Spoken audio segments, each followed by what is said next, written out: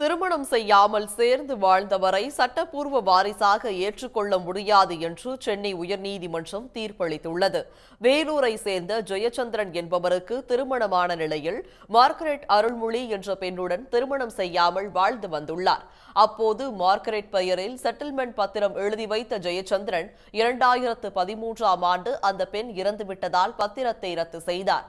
இதனிடையே மார்கரெட் அருள்மொழிக்கு வாரிசு இல்லாததால் அவர் பெயரில் உள்ள சொத்து தமக்குதான் சொந்தம் என்று பெற்றோர் வேலூர் நீதிமன்றத்தில் வழக்கு தொடர்ந்து சாதகமான தீர்ப்பை பெற்றனர். இந்த உத்தரவை எதிர்த்து சென்னை உயர்நீதிமன்றத்தில் ஜெயச்சந்திரன் தாக்கல் செய்த மேல்முறையீடு மனு நீதிபதி டிகாராமன் அமர்வில் விசாரணைக்கு வந்தது. அப்போது முதல் மனைவியை சமுதாய வழக்கப்படி விவாகரத்து செய்ததாக கூறினாலும் அதை சட்டப்படி ஏற்க முடியாது என்று குறிப்பிட்டார்.